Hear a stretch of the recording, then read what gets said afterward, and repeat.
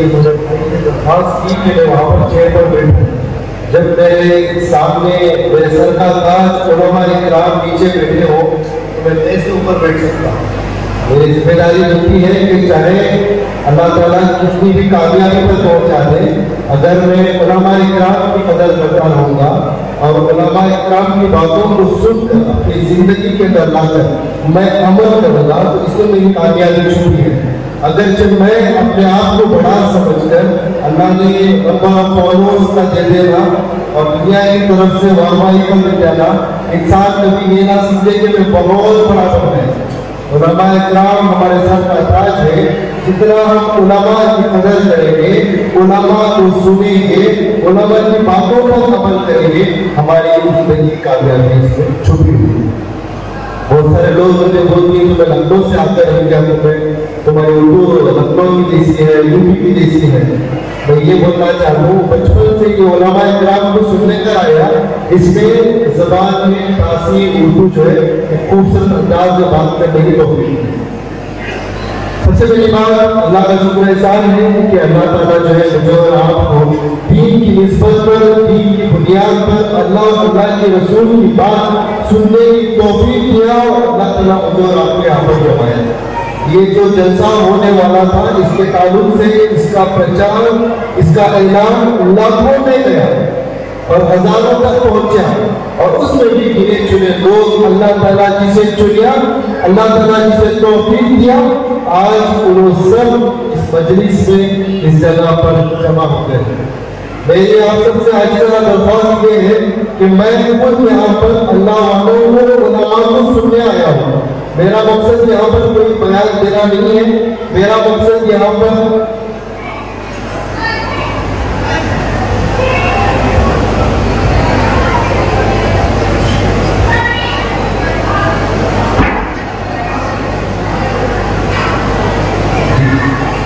इस तरीके से मैं कह रहा था कि मेरा मकसद यहाँ पर कोई बयान करने का नहीं है, बल्कि मेरा मकसद खुद अल्लाह वालों को सुनना और अपनी जिंदगी के अंदर दीन को सीखना और दीन को जिंदा करना।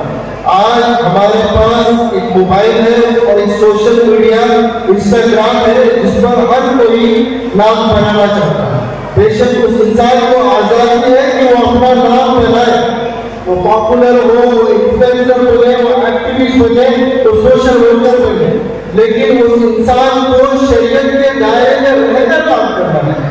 आज हमने इंस्टाग्राम अकाउंट को खोल लिया है, लेकिन इंस्टाग्राम के अंदर 24 घंटे जब जब उसे खोलते हैं गुनाहों को मुब्तला होते हैं।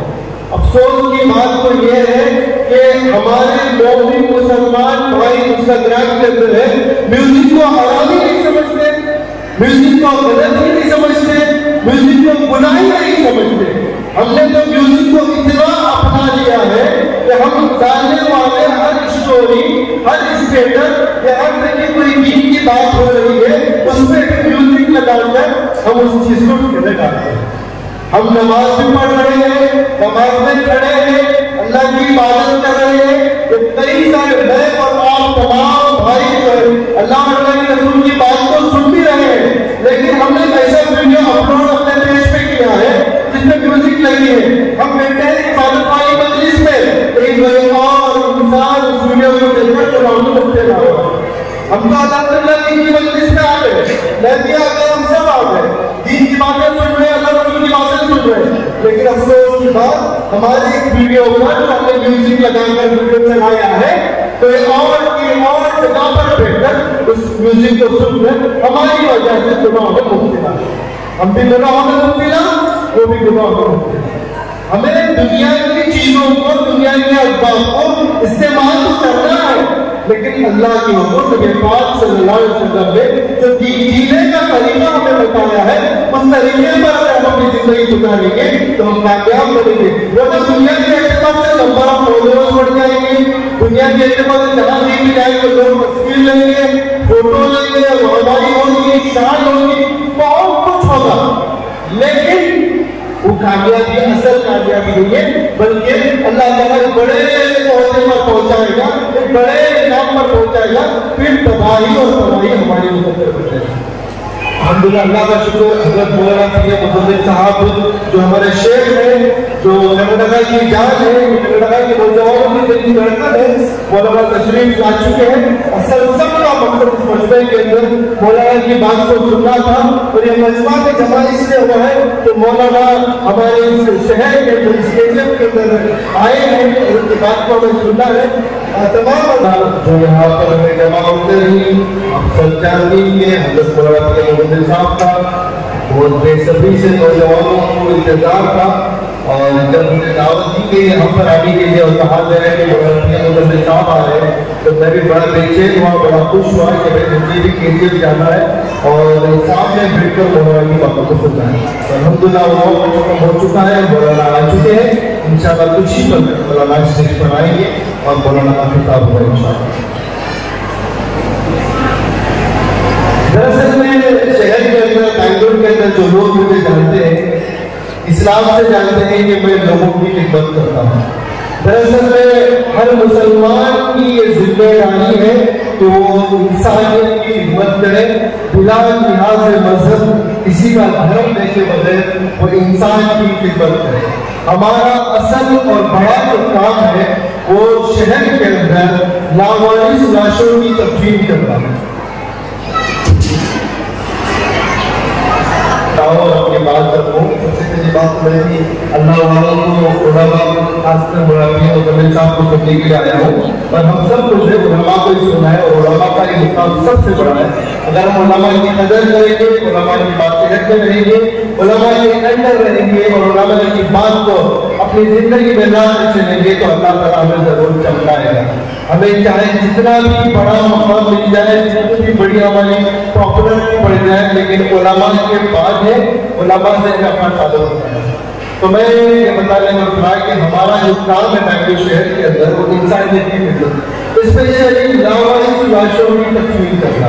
लावारिस लफ्ज़ इस्तेमाल इस वजह से करो कि हमारे पास वो बॉडीज आती जो रोड पर, फुटपाथ पर या किसी ओल्ड एज होम में होगा, इंतकाल होगा, कोई उनका अपना रोने वाला नहीं है उनके लिए, कोई उनको उनका अपना कफन दिलाने वाला नहीं है, कोई उनका अपना गुस्ल देने वाला नहीं है।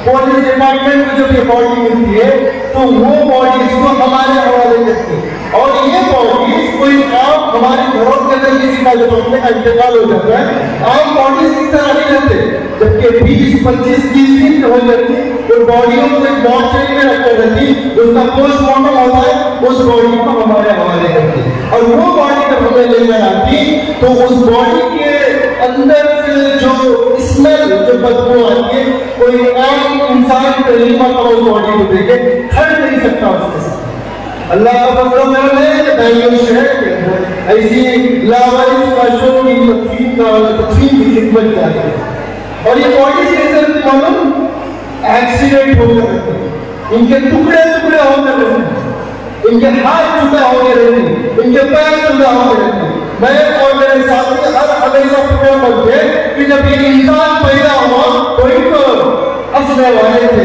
कोई तो मुस्कुराने वाले थे, कोई तो खुश होने वाले थे, कोई तो इसके अपने, इसकी माँ, इसके जिगर में तो लगे नहीं लगे बच्चे को, लेकिन जब दुनिया से जाने का वक्त आया, ईमान की हालत में पैदा हुआ, अज़ान के लिए अकामत भी की, ईमान वाले के अंदर पढ़ना पड़ेगा इंसान, जब जाने का वक्त आया उसे देने वाला कोई नहीं है, कफन बिठाने वाला कोई नहीं है, खाना देने वाला कोई नहीं है।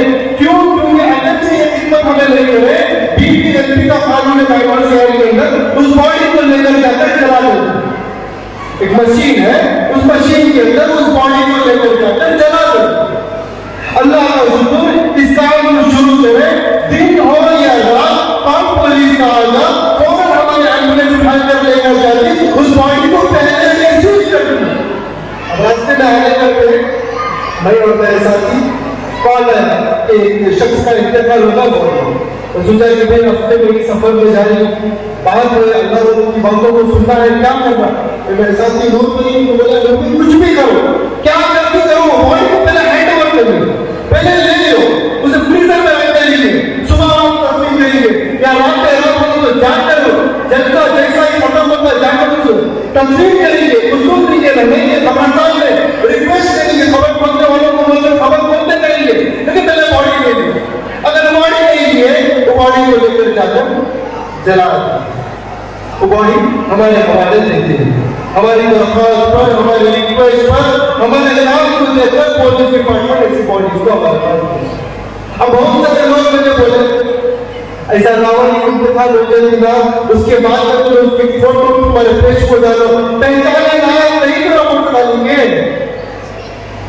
किसी का मर्डर हो गया था, किसी को मारा गया, कोई टक्के अंदर और बड़ी तेनार अल्लाह अकबर नशे में मुब्तला हो गए नौजवान, ज्यादा बुढ़े नौजवान जो नशे में मुब्तला होते, नशा रोड पर इंतकाल हो गया। रोड पर इंतकाल होने के बाद जब मेरा बगिया बैठी, फिर उसके बाद कुत्ते लौटना शुरू कर दी, उसके बाद चूहे मुंह से चटकना शुरू कर दी, फिर लोगों को पता चलता कि ये इंसान मर गया, फिर पुलिस को मालूम होता है अपने मुझे जानने वाला कॉल होकर जब जाकर उस बॉडी को देखती तो इंसान नशे में मुब्तला। ऐसे कई बॉडी थी, हैदराबाद वाले बोले मिले तो ना बोली हमारे घर का बच्चा पहले जाकर दफना करो।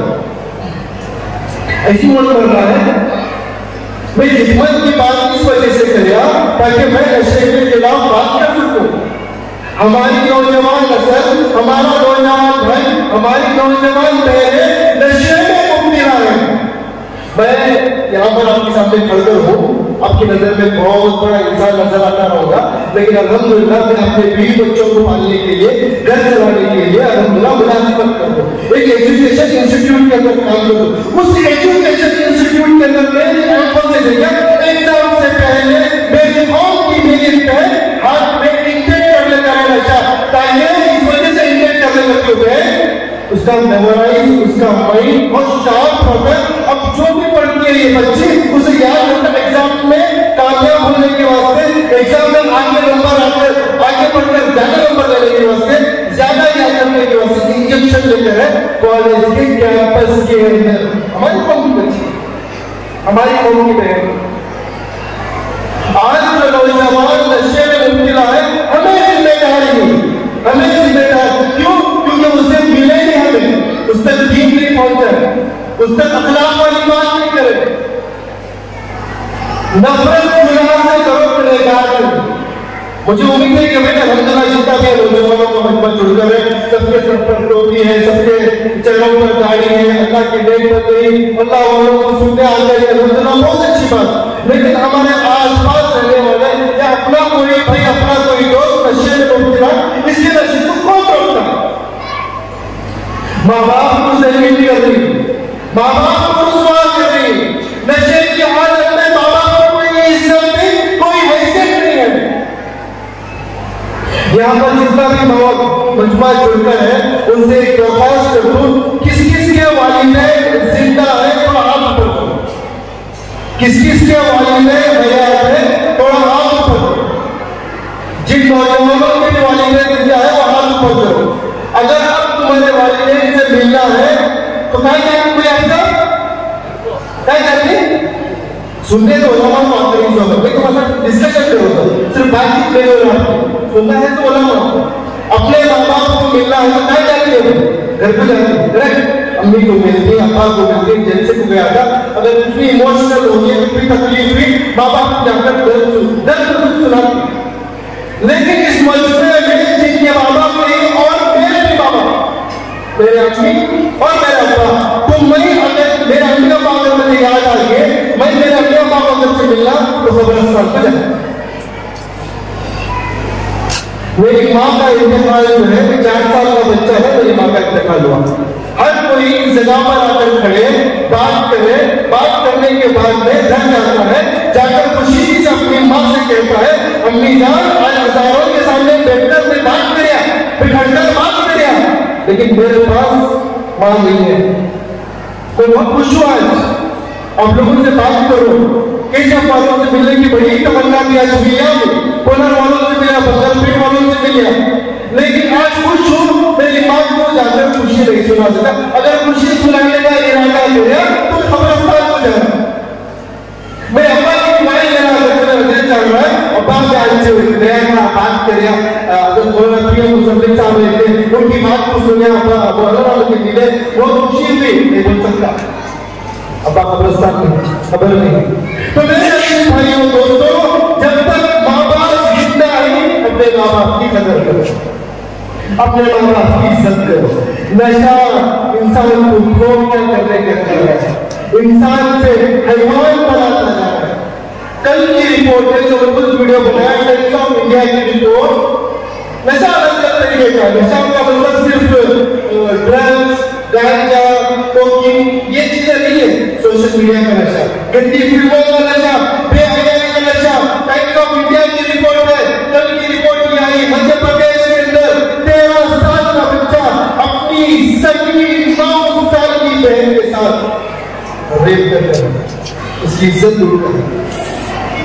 13 साल का बच्चा, पुलिस अरेस्ट करी, इन्वेस्टिगेशन चली, पुलिस अरेस्ट करी, अरेस्ट करने के बाद 13 साल का बच्चा तू कैसा किया है यार, कैसा तरक्की किया?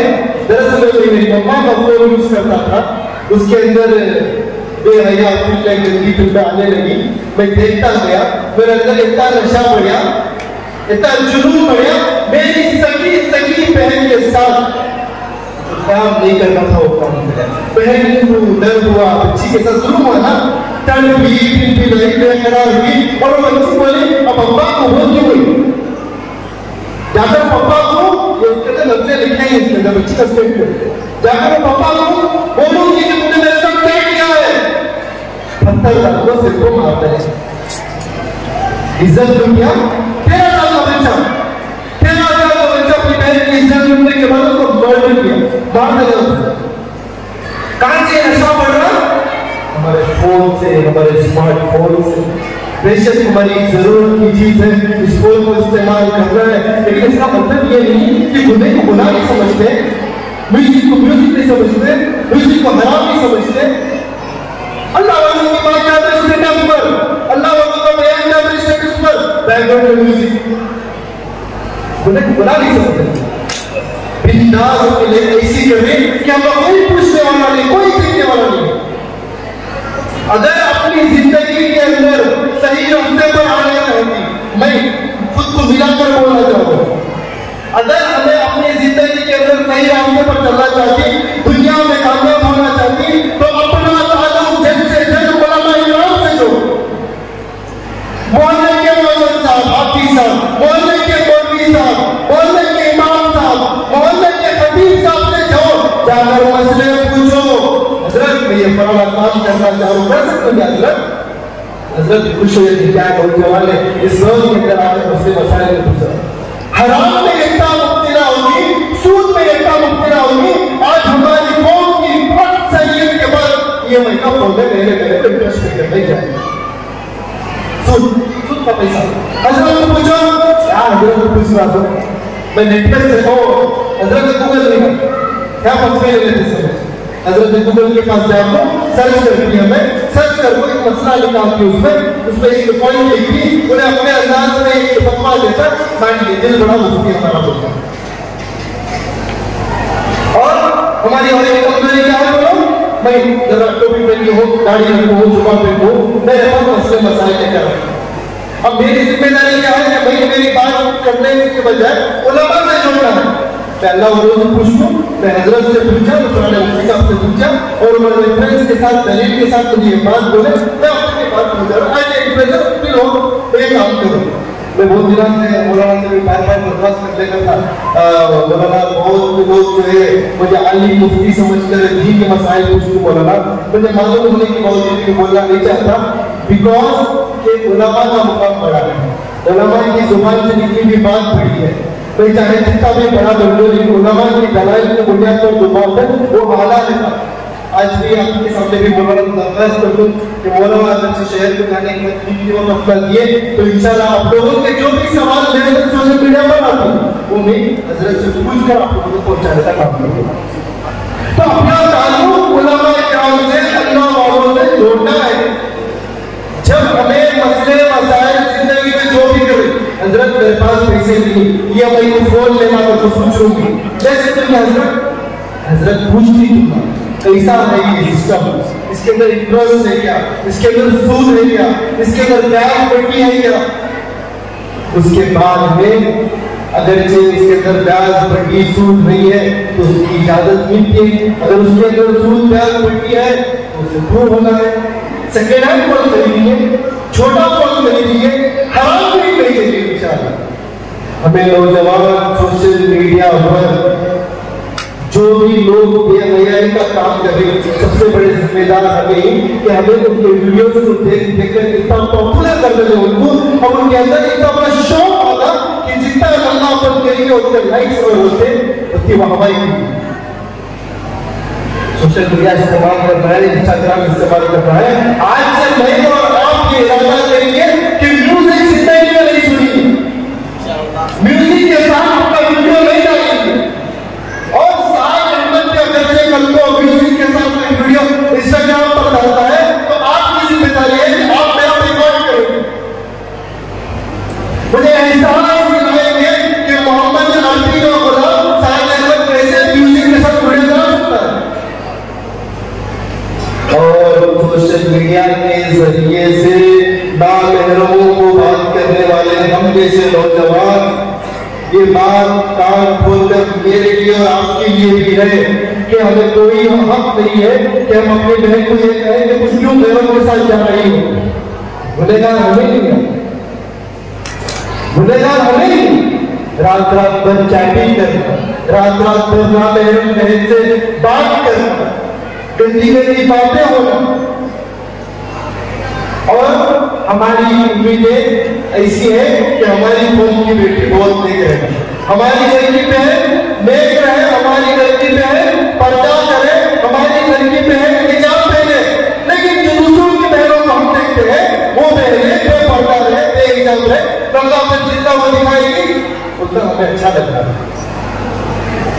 आज के बाद से म्यूजिक छोड़ेंगे, आज के बाद से इंशाअल्लाह अपनी निगाहों को नीचे रखेंगे। अब निगाहों को नीचे रखो, उनको खोलते ही ना मेरी की फोटो आई, अनफॉलो कर दो ऐसे लोगों को जो बेहयाई दिखाई, जो गंदगी दिखाई सोशल मीडिया पर, जो पहले गलत तस्वीरें, गलत वीडियो डाल दी। अगर तुम्हारे पास कोई ऐसा ऑप्शन है अल्लाह वालों से मशवरा करके दीन की बात पहुंचा सकती तो पहुंचाओ, नहीं पहुंचा सकते ऐसे इंस्टाग्राम से ऐसे वीडियोस को, ऐसे गंदे वीडियोस को ब्लॉक कर दो। कब कौन चीजों अपने ईमान की मदद करो। तो ये बड़ा बोलने का था कि नशे में मुब्तला होकर अपनी माँ की इज्जत नहीं है, अपनी बहन की इज्जत नहीं है, अपने बाप की इज्जत नहीं है। माँ बाप जिंदा ही शरीयत के ऊपर अपनी मुबारक जिंदगी गुजारकर, अल्लाह के रसूल की मुबारक जिंदगी गुजारकर, अल्लाह के नबी इस तरीके से जीने का तरीका बताकर ये उलमाए किराम से सीखकर अपनी मुबारक जिंदगी गुजारे। तो दुनिया में भी अल्लाह चमकाता है, तो दुनिया में भी अल्लाह कामयाब करता है, और आपके किराम जिंदगी में भी कामयाबी है। हमें जिस जगह पर भी, जहां पर भी इंसानियत की खिदमत करेंगे, इंसानियत का भला करेंगे, इंसानियत का अच्छा सोचिए। हमें ये जब नहीं बंगाल में, कोलार में, बेंगलुरु में किसी को धर्म देने बगैर इंसानियत की खिदमत करेंगे। अगर आपके इलाके के अंदर में किसी लावारिस लाश आई, नौजवान को पहले पकड़ करो कि हमें कफन देती, हमें कफन देती, हमें मसूल देती, हमें खबर तो करती, हमें सब मिलकर कराची की नमाज पढ़िए और इस शख्स को लेकर जाकर तस्लीम करिए। आज के हमारे बॉडी को लेकर इरादा करते मेरे भाई, मेरा असल मकसद दोबारा मैं बताना चाहूँ, हजरत को सुनना है, हजरत की बात को सुनना है। हजरत ने नहीं आ गया तो और बहुत कुछ बात करता आपके सामने, लेकिन नहीं मेरा भी चल रही है और बेसब्री से इंतजार में है कि मौलाना की बात को सुनना है। और मैं इस जगह से करकर सबसे पहली बात तो मौलाना इमाम से माफी चाहता हूँ अगर मेरी बोल में, मेरी बात में कोई भी कमी पेशी, कोई भी गलती हुई है तो मौलाना इमाम माफ करें। और आप तमाम से दरख्वास्त कर चुके रहे ये अम्बिया के वारिस हैं, इनकी कदर करें, अल्लाह अपना चमकाता है, इनकी बेनजरी करें, उलमा की बात को नहीं माने, अल्लाह के रसूल की बात करें, अपनी जमीनों में कोई बात नहीं करें, जो भी बात करें अल्लाह और अल्लाह के रसूल की बात करें, अल्लाह वालों की बात करें। तो इनकी कदर करना हमारी जिम्मेदारी है। बड़े अदब से, आराम से, इत्मीनान से मौलाना की बात को सुनो और अमल करने की नीयत से सुनो। इंशाअल्लाह अल्लाह मुझे भी और आपको भी मौलाना की कहने वाली बातों को सुनकर अमल करने की तौफीक अता फरमाए। मैं हूँ सैयद मुनीर, सुन मेरे रब ये दुआ। मैं हूँ सैयद मुनीर।